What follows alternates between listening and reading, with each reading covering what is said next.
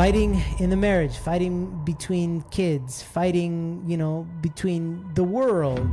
There's all sorts of strife out there, but you have to be able to get through it by remembering that light exists. Even if you can't feel it, you have to remember that and start feeding that light until it emerges, and it emerges into something that you can then start to feel and remember, oh yes, I am this person. And then you start to cast away those shadows with the light. And you realize that the light within and then the light that Heavenly Parent provides for us continually, it's all one and the same. Welcome back to Love, Life, and Legacy, the podcast dedicated to helping you navigate these hyper-sexualized times of ours. And in today's episode, whoa, I'm shaking this table. We're talking about darkness. We, as in me and myself, and also I. Talking about darkness because it needs to be understood. Most of the times we push it away, or we just accept it and we say, yeah, that's who I am. I'm depressed, or I am sad, or whatever the case may be. But darkness needs to be understood, not accepted, not rejected, understood, processed, healed, moved on. That's how we deal with shadows in High Noon. Shadows are nothing to be afraid of. They can be our teachers, but they can also be our torturers. And if they're our torturers, then we remain stuck in our shadows. But if they're our teachers, they can be our great liberators. So it's all how you manage your shadows. And that's what today's episode is all about, how to manage your shadows. So let's get into it.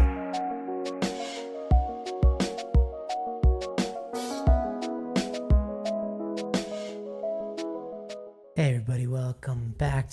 So, we're not all just smiles and roses over here at High Noon. We deal with some real stuff. We deal with other people's real stuff, but we also definitely deal with our own real stuff as well. And because of that, we got to talk. Let's have a little family chat here. Today I wanted to acknowledge the darkness that exists. This is really integral to anybody who's seeking sexual integrity, who's trying to build a life with Heavenly Parent God at the center, with love at the center. Idealists are great at creating visions, but not always so great at dealing with the reality or dealing with difficulty, right?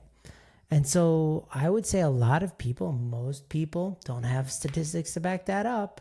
Just go do your own survey. Ask 10 people that you know how well they deal with darkness in their life. So that's negative emotions, difficult situations in their life, within the family, whatever.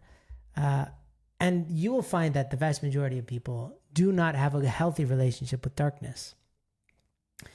So I want to unpack that a little bit, because we at High Noon, we here at corporate headquarters, aka wherever we happen to be in any given day, which is our headquarters, we are committed to the light 100%. That means that no matter what, we will find our way back to the light. We will pray our way there. We will talk our way there. We will process our emotions all the way to the other side of a dark time in our life, because we're committed to the light. But that doesn't mean that we don't address the light. When there is darkness, it wants to be understood. It's trying to teach us something, right? Any situation in your life can teach you something if you have the humility and the foresight to see it as a gift, not just a curse. But for most of us, darkness is a torturer, not a teacher. And I want to bring up a few instances of why I'm bringing this up right now. And yes, I use the words bring up twice in one sentence. I can do that. When Benji's not here, anything goes. So, instance number one. I talked to somebody this morning who is definitely in the High Noon world, and he was asking about his ability to be in the High Noon light if he's fighting with his wife. Because every time he ends up fighting with his wife, he feels like he's not qualified to say that he's a High Noon guy. And we get that a lot. And we've all felt that from time to time as well. All of our staff, maybe today I'm disqualified from being high noon because I had a really bad day. Because for me, maybe yelled at somebody at the airport. It's an inside joke with the high noon staff because they saw me melt down one time at the airport. People are ridiculous in airports sometimes. So it's not, just to clarify, with this guy, I really wanted him to know we never, ever, of ourselves or each other, demand perfection in the way that most people view perfection, which is that you don't make mistakes, that you don't have bad days. We are committed to the process. So yes, none of us are perfect by any stretch, not even close in high noon, but we're committed to the process of clearly and continually identifying our ideals, finding out where we stand in respect to our ideals, and never stop pursuing those ideals. And some days we feel like we're getting there quicker, and some days we feel like we're taking a couple steps backwards. But nonetheless, the process is that so long as you don't hide and protect your shadows, that disqualifies you from being a high noon person, because now you're more committed to the dark than the light. To be committed to the light means to go through the dark. There's dark tunnels in order to get to the other side, and what a little Sunnyville, right? But there's a very big difference between, having some darkness in your life and working on it with the light, meaning you have accountability for your actions. You talk about it with other people. You're bringing God into the equation. You're working on it with your spouse, if that's the problem. And you're doing it together through talking it out, through therapy, through working together with leadership, pastorship, something, right?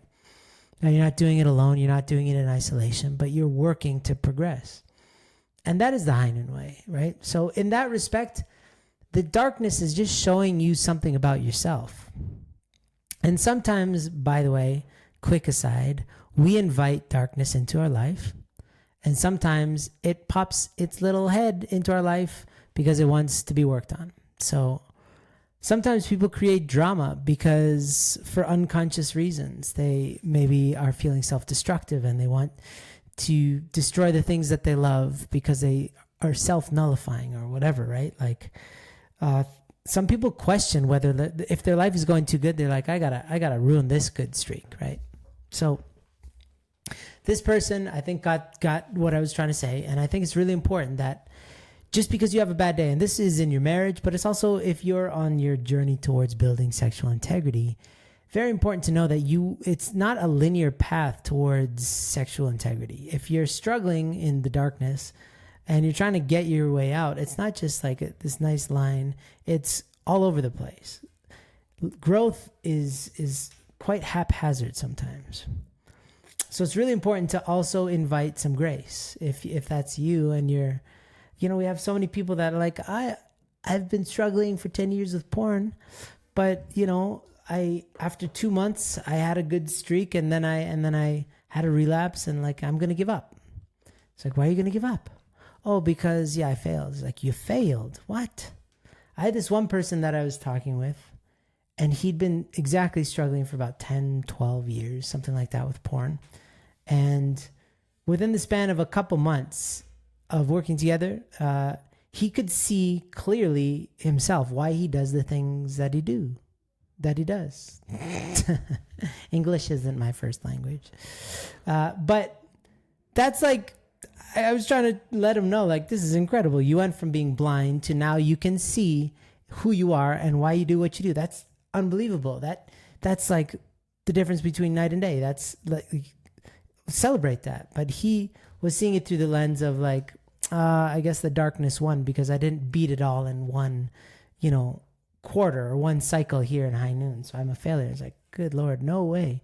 Especially given the fact that you've been struggling with porn for 10 plus years, right? So this is a common story in marriages and in your journey towards sexual integrity, which is where people feel that because they're uncomfortable with the stage that they're at, that they should just give up.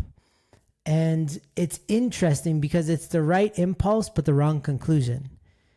It's you want to give up, and that's actually the right impulse, but not give up on the process of sexual integrity, but give up on your old habits. When you're really uncomfortable, especially when there's a lot of fighting internally or fighting in a marriage, it's because something needs to be released. It needs to be let go of. But usually, especially in our culture, we're in a very materialistic culture where we throw our phones away and get a new one. We do the same with people. We do the same with jobs. It's just like, this isn't working out. I'm going to throw it away, rather than learning the lesson, which is throw away parts of your old self so that you can graduate and iterate and update up to your new self, right? So this is a misnomer for a lot of people. So that was instance number one that I wanted to bring up, was this guy felt like maybe he didn't qualify as being high noon worthy because he was fighting with his spouse. And I said, no way that perfection is ever on the table for us. We're not striving for perfection. We're striving for being our ideal self, which is constantly still making mistakes, but upwards, failing upwards, learning mistakes and growing from them continually, forevermore. Okay, that's the first instance. Second instance is I've been struggling with sleep like way too long, for 6 years or something. It was kind of like, before it was because of stress, but then that went away, and it's just been this crazy situation in my life that I've spent thousands of dollars over the years and tried, and like ChatGPT knows my sleep problem so well, and it's been working with me to come up with all sorts of different remedies, different solutions, holistic, habitual, as well as concoctive. So like right now I'm on this hot cocoa that's no sugar. It's dark chocolate. It's healthy, but it also has L-theanine, magnesium, and all these like compounds, these minerals and different things that help you to sleep. And that wasn't really working. So I tried that out. And then I added something called glycine to that, which actually really helped. And for the first time in a long time, I went from like really like waking up every night to sleeping like crazy. And that worked for like a week. And then a couple nights ago, it stopped working. And I was like, no. So last night I stepped up the glycine, which was recommended by different people and also by ChatGPT. And then I woke up this morning feeling like an elephant not only was trouncing my skull all night, but that he was still also sitting on my head. And it still feels that way today. And it's like a frustration that used to bother me so much. A darkness that I have, which is like, why can't I just sleep, for God's sakes? Like little kids, they're like my one son. Every time we just go to the store, it's like a 5-minute drive. He's passed out within 30 seconds. Right? And I was like, damn, I need to learn from this kid, right? But it used to frustrate me so much. And now I'm committed to the light. So I'm going to find a way.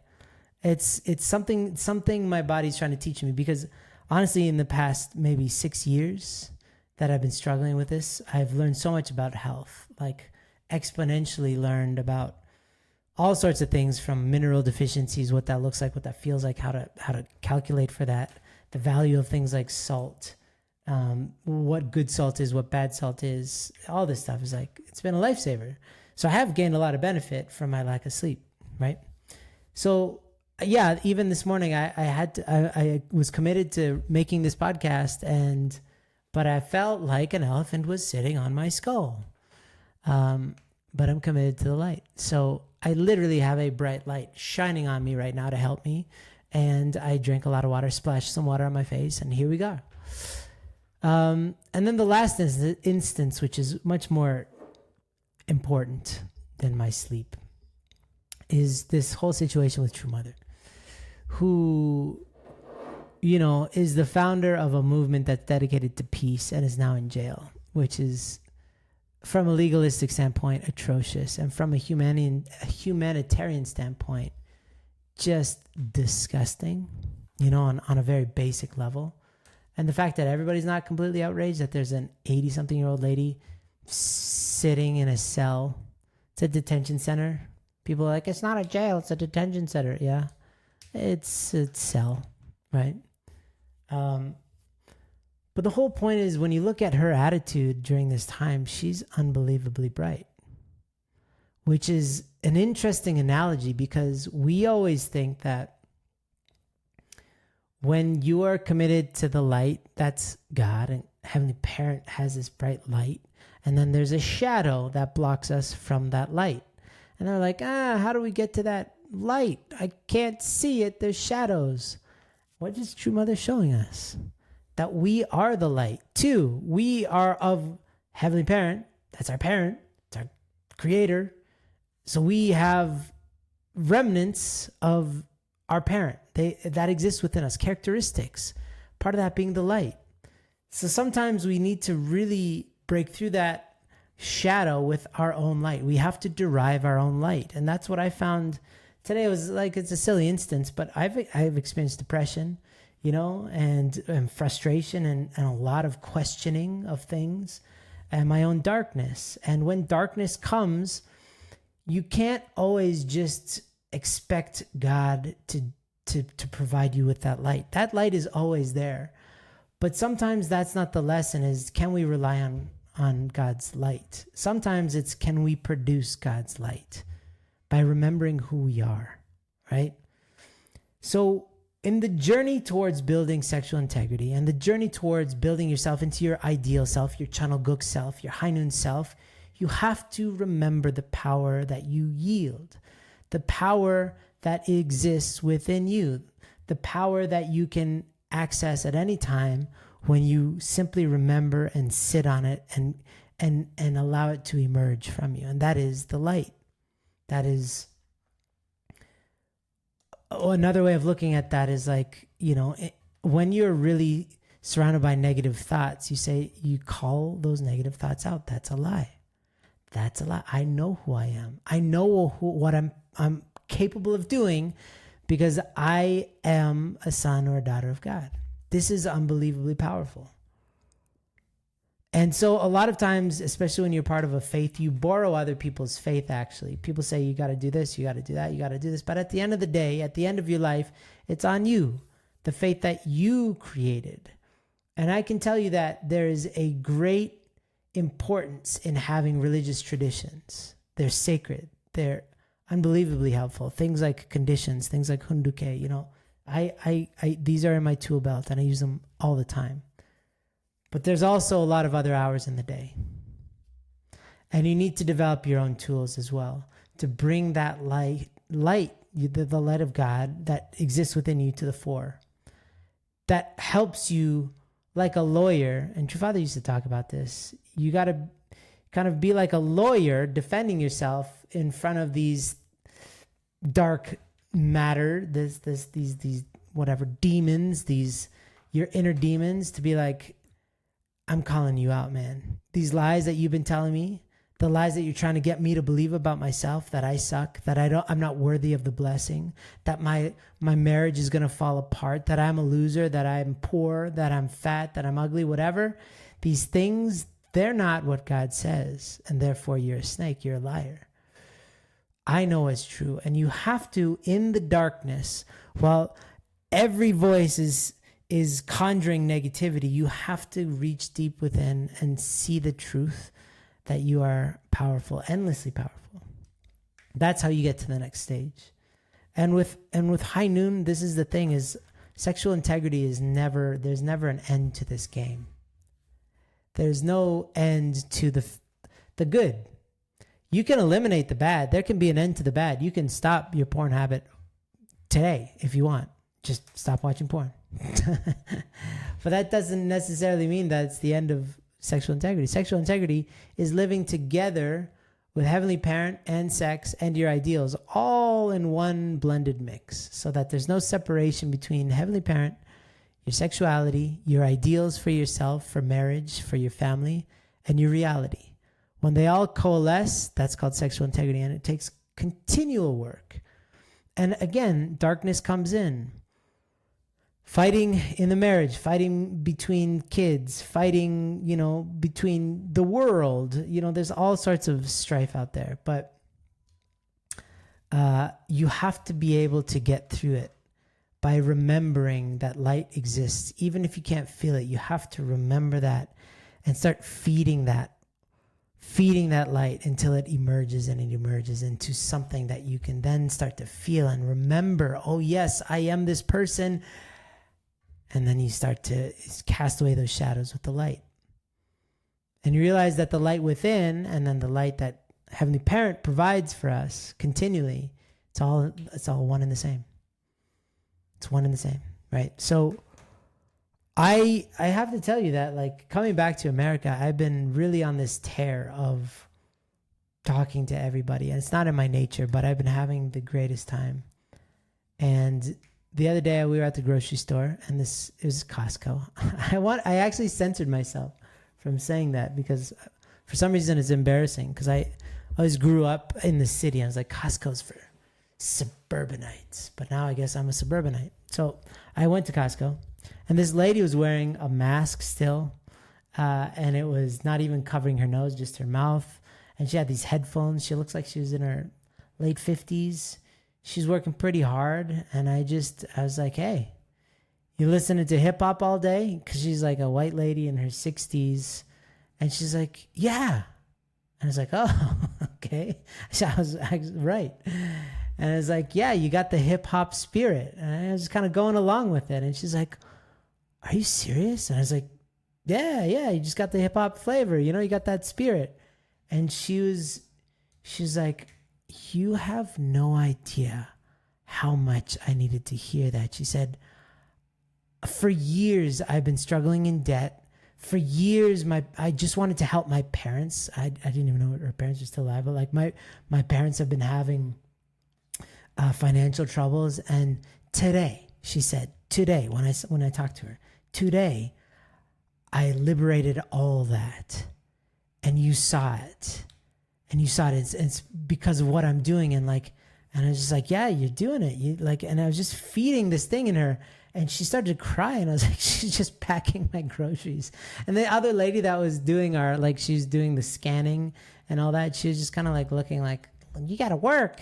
Hurry up. But this lady was just having a moment. We were just having this deep moment while she's packing my groceries. And I was like, I brought out the light in her, and she started to cry while she was packing my groceries. And like, you can't understand how important it is what you just said. And I was like, okay, whatever. I mean, not whatever, but like, unbelievable. But I didn't mean to. I was just trying to have a conversation. But little did I know the power that I had to just speak, right? And we all have that power. And we all have that power to do that together with ourselves too, to show ourselves that miracles are possible, that life is a miracle in and of itself. And when you start doing that, I'm telling you,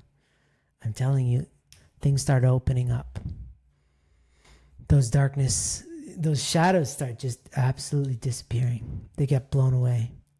So in terms of darkness, guys and gals, it's going to pop up. You know, this world is getting pretty intense, and I can see that, just the day before that instance that I'm talking about, we were in a restaurant, me and my family, and there's this homeless guy that sat down at the table next to us and just stared at us, and he had no nose. He had very few teeth, like literally no nose. It was a little jarring. And I was like, I don't know what to do, because I don't know if this guy's going to attack us. He's just sitting there staring at us. And we're just having a family dinner Sunday night. And we were just like, planning the week and stuff. And he's just staring at us. And I just looked at my kids. I was like, are you guys okay? I said, yeah, because I could feel spiritually something was happening. I was like, honey, are you okay? I don't exactly know what to do. So one side of me was like, I got to protect my family. Right? You got alpha male, right? Because that's what I'm known for, obviously. But then I had another side that was like looking at this guy, and he's like, he's younger than me. I don't know what this dude has gone through to not have a nose. So I just said hi. And I didn't know which voice to expect to come out of him, but he said, hi. And he sounded like the littlest, cutest kid. And I was like, it diffused all of my paranoia. It lit him up. I just looked at him like a human being, human to human. I was like, I see. Part of this light, and it's us and it's other people, is the connection between us and other people. So a lot of our own shadows are liberated when we reach out and talk to other people, strangers, people that we wouldn't normally talk to. It shows us something about humanity. These pieces of the puzzle that we cannot get unless we talk to these people that God is putting right in front of us. But also it liberates them in many cases. Sometimes no. I definitely had a guy swear at me today randomly. I think he had Tourette's or something. I don't think he was swearing at me, but his internals were external. So I have that too, right? But yeah, just in terms of shadows, we have to get out of our head. We have to get out of our heart. We have to, when you just stay stuck in the darkness, you feed the darkness and make it bigger. So if it's depression, if it's judgment or resentment, if it's a feeling of losing, you're a loser and you're losing, this kind of thing, whatever the case may be, you just feed it by thinking about it, by keeping it inside of you. And in order to really break through the darkness, you must communicate with God. True liberation can only be offered through God. And then also through humanity. It's being at that vertical axis, right? So talking to people, the manifestation of God, God's children, and the eternal Heavenly Parent, the creator of love and life and lineage, right? So being at this nexus is what helps us to clear out the darkness. And when we are in darkness, it wants us to be isolated.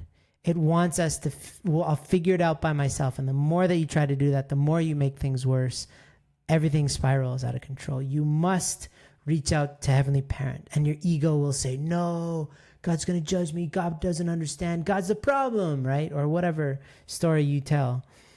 And then you can't tell other people when you're covered in darkness and shadows because they'll judge you or you should be better than this. A lot of kids, if they tell their parents that they watch porn the first time, that's hard, but it's cathartic. But it's the second and third and fourth time that is really hard for them because they feel like they've failed their parents. You haven't failed anybody, just keep on trying. You only fail when you stop trying, right? So you have to reach out to your parents if you're single, your spouse, your friends, your network. This is how we get past our shadows. Darkness creates isolation. The light creates a deep yearning for connection, for oneness, for unity. So please remember this. It's really basic stuff, but we need to talk about the darkness because these can be dark times. There are definitely glimpses of darkness. But if you look at what True Mother is asking us to do, it's to stay in the light, stay positive, pray for your families, do great things, right? Do great things. That's the greatest way to honor her and is to do something great with our hours of our day rather than just be sad for her. Do something great for her. Liberate other people for her. That's far better use of your energy, okay? And it's the same with sexual integrity. If you're struggling with porn or if you're struggling with some sort of sexual issues, you need to acknowledge the darkness, acknowledge the problems, but you need to invest your energy in the bright light of God. So creating useful, productive ways of conducting yourself in this world, doing great things that you're excited about, things that you don't want to miss. You don't want to waste your time on social media because you're doing something great. So that's my rant. I hope this was all right. I had to talk about darkness. I just did because there's a lot out there. And if you know how to deal with darkness, you're going to inherit this world because most people are slowly being eaten by darkness. And we need to spread this light. But we are the light. So there you have it, everybody. Hope this helped. And if you have any questions, ask Benji. Because I'm retired. Just kidding. Call me anytime. Talk to me anytime. Peace. Hey there, it is Benji here. I want to ask for your attention for just a second. We are asking y'all who have been benefiting from the podcast for just one small favor. We don't ask for much. In fact, we actually try very hard not to ask much. But if you have benefited from this content in the podcast, then I want to encourage y'all to consider becoming a donor for High Noon. Yes, we are still a nonprofit and we rely on your donations to function. And if you would like to just donate $10 a month, if you are looking for a way to contribute your cash to something really meaningful, then I hope that High Noon can be that thing for you. So you can go to highnoon.org/donate You can click in a link somewhere down below this episode and become a donor for just $10 a month or $20 or $100 or $1,000, whatever it is, guys. It is truly helpful. All right. So go check that out if you have benefited from this podcast in any way over the years. Lots of love.